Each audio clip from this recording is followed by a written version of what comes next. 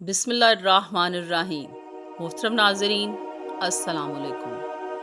Profit series میں آپ کو خوش آمدید کہتے ہیں۔ ناظرین، آج ہم حضرت نوح علیہ السلام کا قصہ بیان کریں گے۔ قرآن پاک میں 43 مرتبہ حضرت نوح علیہ السلام کا ذکر آیا ہے اور ایک پوری سورت حضرت نوح علیہ السلام کے نام سے قرآن میں موجود ہے۔ حضرت نوح علیہ السلام کو آدم ثانی بھی کہا جاتا ہے۔ کہتے ہیں کہ آدم علیہ السلام کے بعد 10 قرن ایسے گزرے، ایک قرن 1000 سال کا ہوتا ہے، کہ ان کی ساری اولاد کلمہ توحید پر قائم تھی۔ پھر بت پرستی شروع ہو گئی۔ اس کا آغاز اس طرح ہوا کہ آدم علیہ السلام اور نوح علیہ السلام کے وسطی زمانے میں ود، سوا، یاغوس، یاؤک اور نصر 5 صالحین امت تھے جن کے تقوی اور پاک بازی کا ہر طرف شہرا تھا۔ نیک تو نیک، بدکار لوگ بھی ان سے عقیدت رکھتے تھے۔ ان کے انتقال کے بعد قوم کے چند معتبرین نے آپس میں مشورہ کیا کہ کیوں نہ ان کے مجسمے بنائے جائیں تاکہ لوگ ان کو یاد رکھیں اور ان کی پیروی کریں اور ان کے احوال و عبادت کی یاد تازہ رہے۔ چنانچہ کچھ مدت کے بعد لوگوں نے ان کے مجسمے تیار کر لیے۔ ان مجسموں کو بنانے والوں نے تو ان کی عبادت نہ کی، لیکن ان کے بعد آنے والی نسل نے ان کی عبادت شروع کر دی اور یہ بت انہی بزرگوں کے نام سے موسوم کیے گئے۔ جب بت پرستی کی وبا ہر طرف پھیل گئی تو حق تعالیٰ نے نوح علیہ السلام کو 50 برس کی عمر میں رسول بنا کر اہل شرک کے پاس بھیجا۔ آپ کا شجرہ و نسب ادریس علیہ السلام سے ملتا ہے۔ آپ کے والد کا نام لامک تھا، وہ متوشلح کے بیٹے تھے، یعنی نوح بن لامک بن متوشلح بن اخنوخ۔ اخنوخ حضرت ادریس علیہ السلام کا دوسرا نام ہے۔ آپ کی والدہ کا نام اوفا بنت بوالک بن متوشلح تھا۔ آپ نجاری کے کام سے واقف تھے، جسے عام زبان میں ترکھان یا بڑئی کہتے ہیں۔ آپ نے طوفان سے پہلے 950 سال تک اپنی قوم کو توحید کی طرف بلایا اور بت پرستی سے منع کیا، لیکن سرکش قوم نے ان کو جھٹلایا اور ان کی ایک نہ سنی، جیسا کہ حق تعالیٰ سورہ الاعراف میں فرماتا ہے، بے شک بھیجا ہم نے نوح کو ان کی قوم کی طرف، پس اس نے کہا، اے میری قوم، بندگی کرو اللہ کی، کوئی نہیں تمہارا معبود اس کے سوا، میں خوف کرتا ہوں تم پر ایک بڑے دن کے عذاب کا۔ یعنی حضرت نوح علیہ السلام نے اپنی قوم کو ایک اللہ پر ایمان لانے اور صرف اسی کی عبادت کرنے کی دعوت دی اور انہیں اللہ کے عذاب سے ڈرایا، جیسا کہ سورہ الہود میں ارشاد باری تعالیٰ ہے، اور ہم نے بھیجا نوح کو ان کی قوم کی طرف کہ میں تم کو ڈر سناتا ہوں کھول کر کہ پرستش کرو نہ کسی کی اللہ کے سوا، میں ڈرتا ہوں تم پر دردناک دن کے عذاب سے۔ یعنی حضرت نوح علیہ السلام نے اپنی قوم سے فرمایا کہ ود، سوا، یاغوس، یاؤک اور نصر بتوں کو چھوڑ دو جن کو تم نے معبود بنا رکھا ہے، یعنی بت پرستی سے باز نہ آنے کی صورت میں سخت عذاب میں گرفتار ہونے کا ڈر ہے۔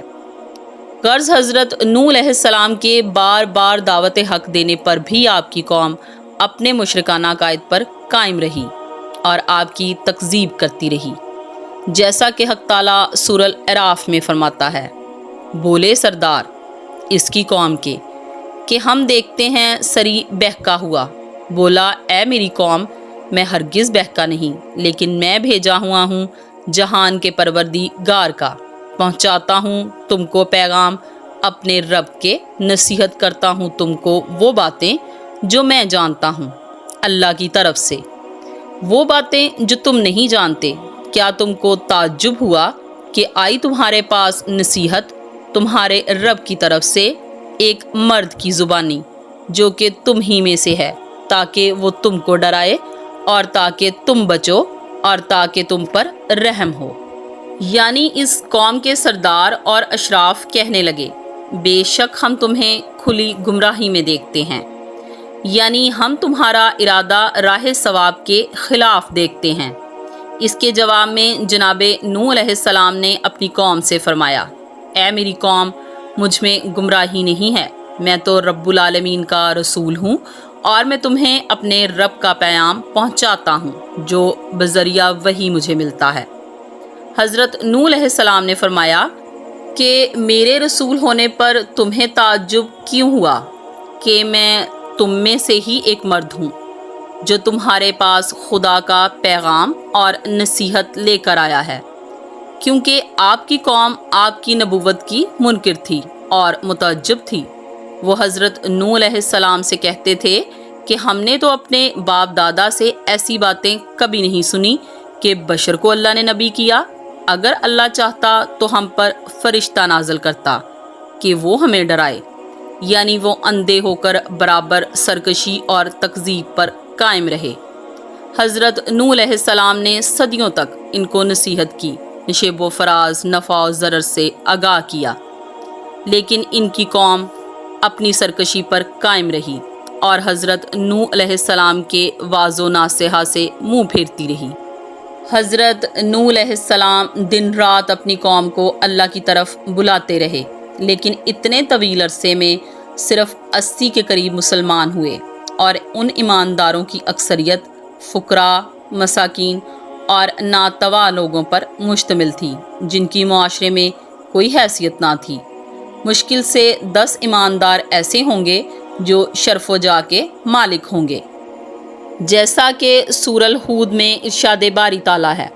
پھر بولے سردار جو کافر تھے اس کی قوم کے کہ ہم کو تو نظر نہیں آتا ایک آدمی ہم جیسا، اور دیکھتے نہیں جو تابع ہوا ہو تیرا، مگر جو ہم میں نیچ قوم ہے بلا تعمل، اور ہم نہیں دیکھتے تم اوپر اپنے کچھ بڑائی، بلکہ ہم کو تو خیال ہے کہ تم سب جھوٹے ہو۔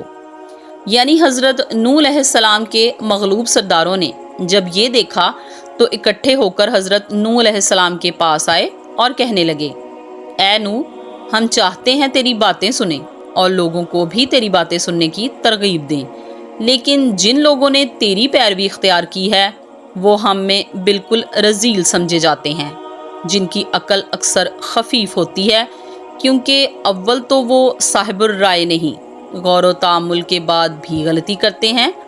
ان لوگوں کا تمہیں خدا کا پیغمبر سمجھ لینا کوئی دلیل نہیں، کیونکہ تمہیں کسی طرح بھی ہم پر کوئی امتیاز حاصل نہیں۔ تم ہماری ہی طرح ایک انسان ہو، اور انسان بھی ایسے نہیں جسے دولت و جاہ میں ہم پر تفوق حاصل ہو۔ اس پر حضرت نوح علیہ السلام نے جواب دیا جیسا کہ سورہ ہود میں ارشاد باری تعالیٰ ہے، بولا، اے میری قوم، اگر میں ہوں صاف راستے پر اپنے رب کے، اور اس نے بھیجی ہم پر رحمت اپنے پاس سے، پھر اس کو تمہاری آنکھ سے مخفی رکھا، تو کیا ہم مجبور کر سکتے ہیں اس پر، اور تم اس سے بیزار ہو؟ اور اے میری قوم، نہیں مانگتا میں تم سے اس پر کچھ مال، میری مزدوری نہیں مگر اللہ پر، اور میں نہیں ہانکنے والا ایمان والوں کو، ان کو ملنا ہے اپنے رب سے، اور میں دیکھتا ہوں تم لوگ جاہل ہو۔ اور اے قوم، کون چھڑائے اللہ سے اگر ان کو ہانک دوں؟ کیا تم دھیان نہیں کرتے؟ اور میں نہیں کہتا کہ میرے پاس ہیں خزانے اللہ کے، اور نہ میں خبر رکھوں غیب کی، اور نہ کہوں کہ میں فرشتہ ہوں، اور نہ کہوں جو لوگ تمہاری آنکھ میں حقیر ہیں۔ نہ دے گا اللہ ان کو بھلائی، اور اللہ خوب جانتا ہے جو کچھ ان کے جی میں ہے۔ یہ کہوں تو میں بے انصاف ہوں، یعنی یہ صحیح ہے کہ پیغمبر کو دوسرے انسانوں سے ممتاز ہونا چاہیے، لیکن وہ امتیاز زمانہ و جا اور حکومت و ریاست ہرگز نہیں، بلکہ اعلیٰ اخلاق، بلند سیرت اور حق پرستی، خدا ترسی اور ان آیات و نشانات کے پیش کرنے سے حاصل ہوتا ہے۔ حق تعالیٰ بغرض تمام حجت ان کو عطا کرتا ہے، اور خدا کی خصوصی رحمتیں ان پر شب و روز بارش کی طرح برستی ہیں۔ نوح علیہ السلام نے فرمایا، یہ صفات میری ذات میں کھلے طور پر موجود ہیں، لیکن جس طرح کورے چشم کو آفتاب کی روشنی دکھائی نہیں دیتی، اس طرح تمہاری آنکھیں بھی اس نور الہی کی دید سے قاصر ہیں۔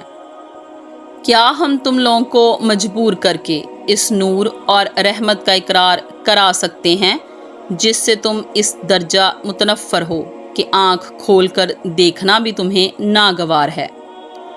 حضرت نوح علیہ السلام نے اپنی قوم سے فرمایا، اے میری قوم، یہ تو سوچو، اگر میں نبوت کا غلط دعویٰ کرتا تو اس میں میرا کچھ تو مطلب پنہا ہوتا، مثلاً یہ کہ اس کے ذریعے سے خوب مال کماؤں گا۔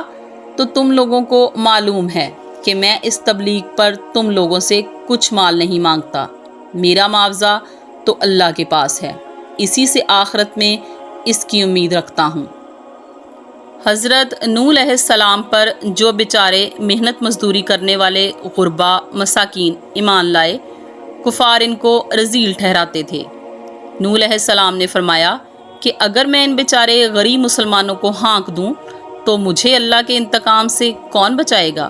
یہ لوگ تو اپنے رب کے پاس بڑی مقبولیت اور عزت و حرمت کے ساتھ جانے والے ہیں، اگر ان کو علیحدہ کر دوں تو یہ قیامت کے روز مجھ سے جھگڑا کریں گے۔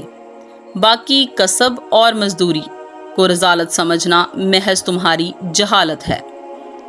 حضرت نوح علیہ السلام نے صدیوں تک دعوت و توحید کا سلسلہ جاری رکھا، لیکن قوم میں سے کسی نے بھی آپ پر توجہ نہ دی، جیسا کہ سورہ نوح میں ارشاد باری تعالیٰ ہے، بولا، اے رب، میں بلاتا رہا اپنی قوم کو رات دن، پھر میرے بلانے پر اور زیادہ بھاگنے لگے، اور میں نے جب کبھی ان کو بلایا تاکہ تو ان کو بخش ڈالے تو ڈالنے لگے انگلیاں اپنے کانوں میں اور لپیٹنے لگے اپنے اوپر کپڑے، اور ضد کی اور غرور کیا، بڑا غرور۔ پھر میں نے ان کو بلایا برابر، اور پھر میں نے ان کو کھول کر کہا اور چھپ کر کہا، چپکے سے گناہ بخشواؤں اپنے رب سے، بے شک وہ ہے بخشنے والا۔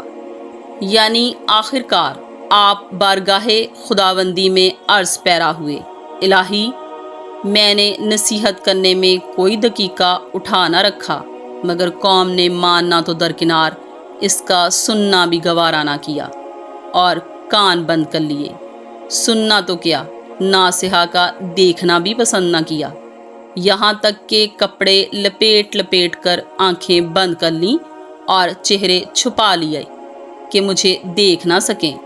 غرض اپنے کفر پر برابر جمے رہے اور غرور و تکبر کو اپنا شعار بنائے رکھا، اس پر بھی اپنے فریضہ و تبلیغ سے دستبردار نہ ہوا، اور جب آخرت کے فائدے پر ان کی توجہ نہ دیکھی تو ان کو قبول ایمان، دنیاوی فوائد اور ثمرات سمجھائے، اور انہیں قبول ایمان کی برکات اور اللہ کی طرف سے انعامات ذہن نشین کرائے۔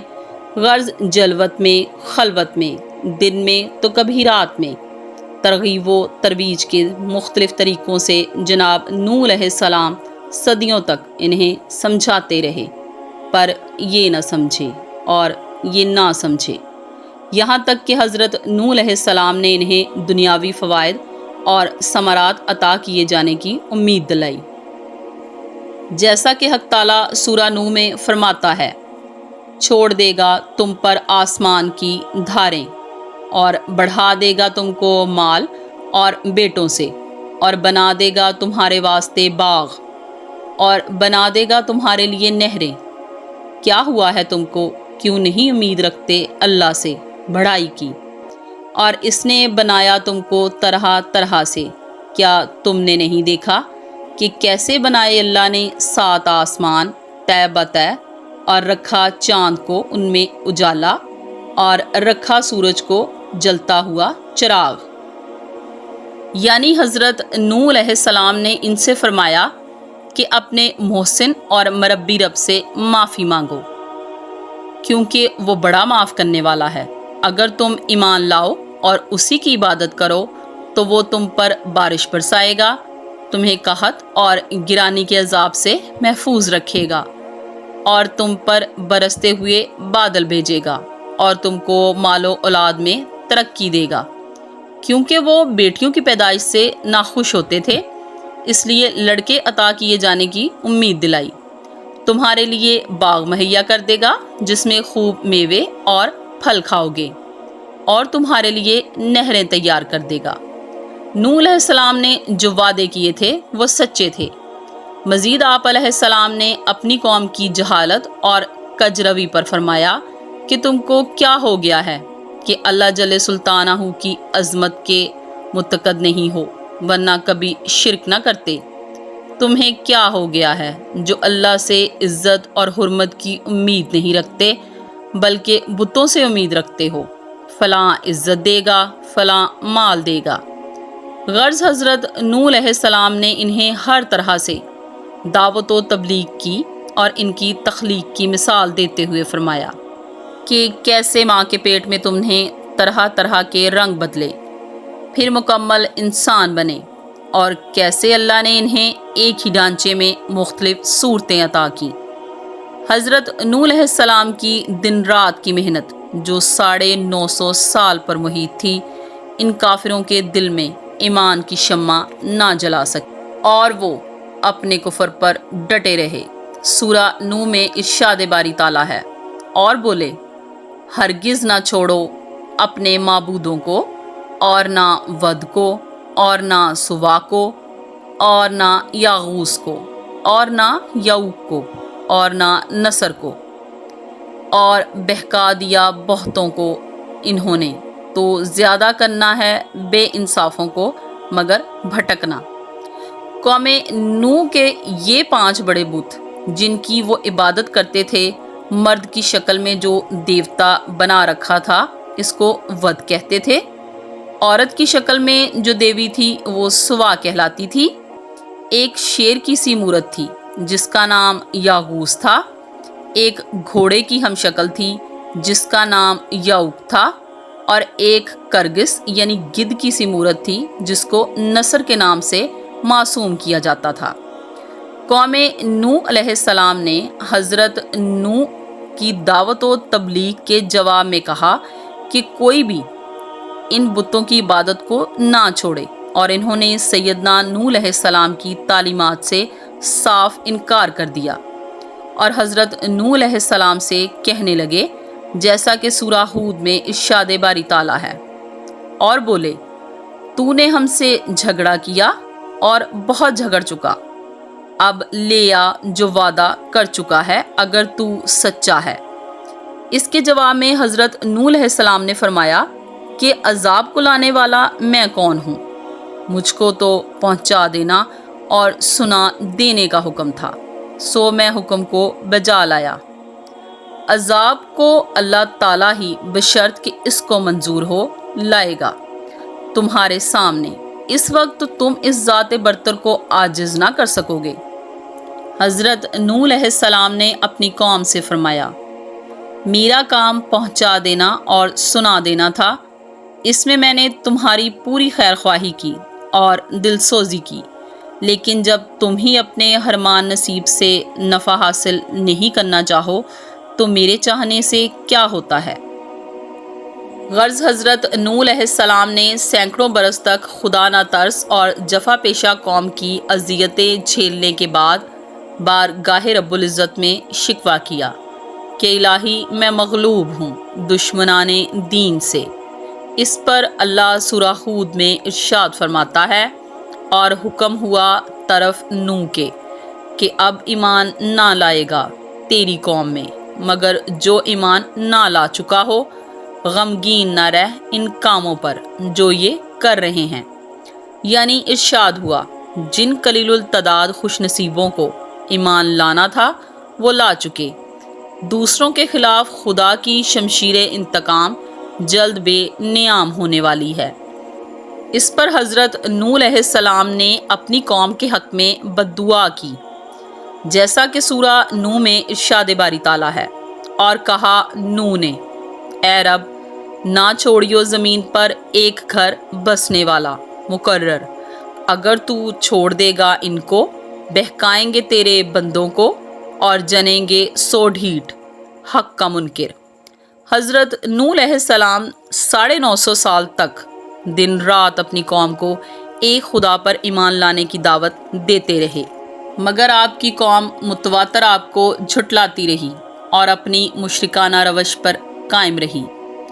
اس پر آپ نے ان کے حق میں بددعا کی کہ الہی ان کافروں میں سے کسی ایک کو بھی زمین پہ زندہ نہ چھوڑنا، اگر تو ان کو چھوڑے گا تو یہ تیرے بندوں کو بہکائیں گے اور زمین میں فساد پھیلائیں گے، اور ان کی آنے والی نسلیں بھی انہی کی طرح کفر و شرک اور فتنہ و فساد برپا کریں گی اور تیری ذات کی منکر ہوں گی۔ چنانچہ اللہ تعالیٰ نے حضرت نوح علیہ السلام کو حکم دیا کہ ایک کشتی بناؤ۔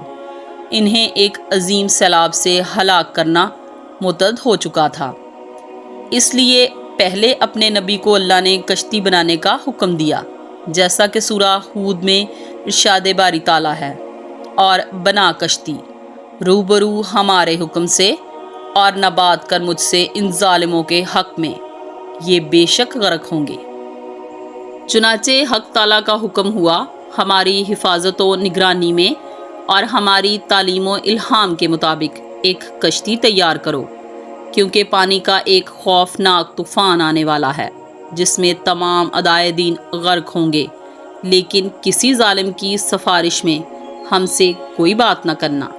چنانچہ حکم ملتے ہی حضرت نوح علیہ السلام کشتی بنانے کے عمل میں کمر بستہ ہو گئے۔ آپ نے لکڑیاں جمع کرنا شروع کر دیں۔ اللہ نے اپنے نبی کو لکڑیاں کاٹ کر تختہ بنانے کے ہنر سے نوازا تھا، لہٰذا آپ نے لکڑیاں کاٹ کر تختہ بنانا شروع کر دیا۔ جب حضرت نوح علیہ السلام کی قوم اور اس کی قوم کے سردار نے آپ کو لکڑیاں کاٹتے دیکھا تو مذاق اڑانے لگے اور کہنے لگے، کیا تم نبوت چھوڑ کر بڑئی بن گئے ہو؟ اور یہ جو کشتی تم بنا رہے ہو، کیا یہ زمین پر چلے گی؟ کیونکہ یہاں تو کوئی سمندر نہیں، جیسا کہ سورہ ہود میں ارشاد باری تعالیٰ ہے۔ اور وہ کشتی بناتا تھا، اور جب گزرتے تھے سردار اس کی قوم کے، ہنسی کرتے اس سے، بولا، اگر تم ہنستے ہو ہم سے تو ہم ہنستے ہیں تم پہ، جیسا کہ تم ہنستے ہو۔ اب جلد جان لوگے کہ کس پر آتا ہے عذاب کہ رسوا کرے اس کو، اور اترتا ہے عذاب دائمی۔ یعنی کفار اس بات پر ہنستے تھے کہ نوح کشتی بنا کر خشک زمین میں غرق کا بچاؤ کرنا چاہتے ہیں۔ آپ ان پر ہنستے تھے کہ ان احمقوں کے سر پر موت کھڑی ہے، لیکن یہ اب بھی تمسخر سے باز نہیں آتے۔ نوح بس صبر کرتے اور خاموشی سے حکم خدا کی پیروی کرتے رہتے۔ حضرت نوح علیہ السلام نے 2 سال میں 300 ہاتھ لمبا، 50 ہاتھ چوڑا اور 30 ہاتھ اونچا جہاز تیار کیا۔ اس کے 3 درجے رکھے، نچلے درجے میں مویشی اور چوپاؤں میں سے ہر قسم کا ایک جوڑا، اور اوپر کے درجے میں پرندوں میں سے ایک نوع کا نر اور مادہ رکھ لیا۔ بیچ کے درجے میں اپنے ساتھ مسلمانوں کو بٹھا لیا، جن کی تعداد 80 بیان کی جاتی ہے۔ آخر کار وعدے کا دن آن پہنچا اور طوفان کے آثار نمودار ہونے لگے، جیسا کہ سورہ ہود میں ارشاد باری تعالیٰ ہے، یہاں تک جب پہنچا حکم ہمارا اور جوش مارا تنور نے، کہا ہم نے چڑھا لے کشتی میں ہر قسم سے ایک جوڑا، 2 عدد اپنے گھر کے لوگ، مگر جس میں یہ پہلے ہو چکا ہے حکم، اور سب ایمان والوں کو، اور ایمان نہ لائے تھے اس کے ساتھ مگر بہت تھوڑے۔ یعنی بقول حضرت شیخ عبد القادر جیلانی۔ بعض نے لکھا ہے کہ حضرت نوح علیہ السلام کے گھر میں ایک تنور تھا، اور طوفان کا نشان یہی تھا کہ جب اس تنور سے پانی نکلنے لگے تو اس میں بیٹھ جاؤ۔ جب عذاب الہی کا وقت قریب آیا تو اللہ نے حکم دیا کہ ہر قسم کے جانوروں کا ایک جوڑا، یعنی جن جانوروں کی نسل باقی رکھنی مقدر ہے، ان میں سے ایک نر اور مادہ لے کر کشتی میں سوار ہو جاؤ، اور جو لوگ ایمان لائے ہیں انہیں بھی اس میں سوار کر لو، لیکن تمہارا بیٹا کنعان اور اس کی ماں وائلہ کافر ہیں، اس لیے انہیں کشتی میں بیٹھنے کا کوئی حق نہیں۔ لہٰذا حضرت نوح علیہ السلام نے احکام خداوندی کے مطابق سب کو سوار کر لیا۔ نوح علیہ السلام کے اپنے گھر کے یہ لوگ تھے: آپ خود، آپ کی مسلمان بیوی، 3 بیٹے سام، حام، یافس اور 3 بہویں۔ نوح علیہ السلام کی نسل ان 3 صاحبزادوں سے چلی، اس لیے آپ کو آدم ثانی بھی کہتے ہیں۔ غرض سب کو سوار کرنے کے بعد حضرت نوح علیہ السلام عبادت الہی میں مصروف ہو گئے۔ آخر کار طوفان کے آثار ظاہر ہونے لگے۔ پانی مسلسل 40 دن تک آسمان سے برستا رہا اور دیکھتے ہی دیکھتے زمین پانی ابلنے لگی، اور قیامت خیز بارش ہر شے کو بہا کر لے جانے کے در پہ تھی۔ گویا قیامت کا منظر تھا۔ اونچے اونچے پہاڑوں کے بلند درخت تک ڈوب گئے۔ کشتی طوفان کی پہاڑ جیسی اونچی لہروں پر تیر رہی تھی، جیسا کہ سورہ ہود میں ارشاد باری تعالیٰ ہے، اور بولا سوار ہو جاؤ اس میں اللہ کے نام سے، جس کا چلنا اور ٹھہرنا ہے تحقیق میرا رب ہے بخشنے والا مہربان۔ اور لیے جا رہی تھیں ان کو لہریں پہاڑ جیسی، اور پکارا نوح نے اپنے بیٹے کو، اور وہ ہو رہا تھا کنارے: اے بیٹے سوار ہو جا ساتھ ہمارے، اور مت رہ ساتھ کافروں کے۔ بولا جا لگوں گا کسی پہاڑ کو جو بچا لے گا مجھ کو پانی سے۔ کہا کوئی بچانے والا نہیں آج اللہ کے حکم سے، جس پر وہی رحم کرے۔ اور حائل ہو گئی دونوں میں موج، پھر وہ ہو گیا ڈوبنے والوں میں۔ یعنی سوار ہونے کے بعد نوح علیہ السلام نے اپنے بیٹے کنعان کو، جو اپنے کنبے سے الگ ہو کر کافروں کے ساتھ مل گیا تھا، آواز دی: ان لوگوں کا ساتھ چھوڑ کر ہمارے ساتھ سوار ہو جاؤ۔ کنعان نے جواب دیا: آپ میری فکر نہ کریں، میں سب سے اونچے پہاڑ پر چڑھ جاؤں گا اور بچ جاؤں گا۔ حضرت نوح علیہ السلام نے فرمایا: آج قہر الہی سے کوئی نہیں بچ پائے گا۔ اسی اثناء میں ان دونوں کے درمیان ایک بڑی لہر حائل ہو گئی اور وہ اس میں غرق ہو گیا۔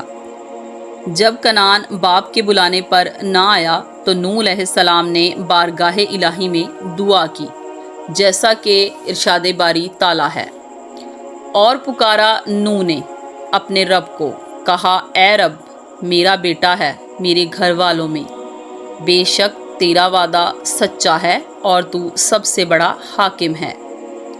فرمایا اے نوح وہ نہیں ہے تیرے گھر والوں میں، اس کے کام ہیں خراب، سو مت پوچھ مجھ سے جو تجھ کو معلوم نہیں۔ میں نصیحت کرتا ہوں تجھ کو، نہ ہو جائے تو جاہلوں میں۔ یعنی حضرت نوح علیہ السلام نے فریاد کی: الہی تو نے میرے اہل عیال کو بچانے کا وعدہ فرمایا تھا۔ اس پر عتاب ہوا کہ کافر اور مومن میں نسبی تعلق کیسا؟ اس کے ناشائستہ اعمال نے باپ بیٹے کے تعلق کو مخفی کر دیا ہے۔ تم جاہلوں کی سی بات نہ کرو، تمہیں کیا خبر وہ بچانے کے لائق تھا یا ڈبونے کے قابل؟ طوفان نوح میں پانی کی لہریں اس قدر بلند تھیں کہ انہوں نے روئے زمین کے تمام پہاڑوں کو بھی چھپا لیا تھا۔ زمین پر کوئی بھی چیز زندہ سلامت نہ تھی، سب کچھ نیست و نابود ہو چکا تھا۔ آخر 6 مہینے کے بعد پہاڑوں کی چوٹیاں نمودار ہوئیں، جیسا کہ ارشاد باری تعالیٰ ہے: اور حکم ہوا اے زمین نگل جا اپنا پانی، اور اے آسمان تھم جا، اور سکھا دیا گیا پانی اور ہو چکا کام۔ اور کشتی ٹھہری جودی پہاڑ پر، اور حکم ہوا کہ دور ہو قوم ظالم۔ یعنی 6 مہینے کے بعد کشتی جودی پہاڑ، جو کہ ملک موصل یا شام میں واقع ہے، جا ٹھہری اور تمام کفار ہلاک ہو گئے۔ پھر حضرت نوح علیہ السلام نے اہل زمین کی خبر لینے کے لیے ایک کوے کو بھیجا۔ کوے نے مردار دیکھے تو ان پر جھپٹ پڑا اور تاخیر کی۔ اس پر حضرت نوح علیہ السلام نے کبوتر کو بھیجا۔ کبوتر ایک زیتون کے پتے کو لے کر آیا، جس کو دیکھ کر حضرت نوح علیہ السلام نے اندازہ لگایا کہ زمین خشک ہو چکی ہے۔ اللہ نے حضرت نوح علیہ السلام کو حکم دیا کہ جب کشتی سے زمین پر اترو تو یہ دعا پڑھنا، جیسا کہ سورہ المومنین میں ارشاد باری تعالیٰ ہے، اور کہہ اے رب اتار مجھ کو برکت کا اتارنا، اور تو ہے بہتر اتارنے والا۔ یعنی جب طوفان فرو ہونے کے بعد کشتی سے زمین پر اترنے لگو تو کہنا کہ مجھے اطمینان ظاہری اور باطنی کے ساتھ زمین پر رکھیو۔ لہٰذا حضرت نوح علیہ السلام جودی پہاڑ سے اتر آئے اور ایک بستی کی تعمیر کی۔ کشتی میں زیادہ سے زیادہ 80 مرد اور عورتیں سوار تھیں، مگر ان سب کی نسل نہیں چلی۔ تمام دنیا کے انسان حضرت نوح علیہ السلام کی اولاد ہیں، جیسا کہ حق تعالیٰ سورہ العنکبوت میں فرماتا ہے، پھر بچا دیا ہم نے اس کو اور جہاز والوں کو، اور رکھا ہم نے جہاز کو نشانی جہان والوں کے واسطے۔ یعنی ہم نے کشتی والوں کو جو نوح علیہ السلام کے ساتھ سوار تھے اس طوفان سے بچا لیا، اور اس واقعے کو تمام جہان والوں کے لیے جن کو تواتر کے ساتھ اس کی خبر پہنچی تھی موجب عبرت بنایا کہ وہ غور کر کے سمجھ سکتے ہیں کہ مخالفت حق کا کیا انجام ہوا۔ امید کرتی ہوں کہ آپ کو میری آج کی یہ ویڈیو پسند آئی ہوگی۔ مزید اس طرح کی خوبصورت اور دلچسپ ویڈیوز دیکھنے کے لیے میرے چینل کو سبسکرائب کریں اور لائک کریں۔ خوش رہیے، آباد رہیے۔ اللہ حافظ۔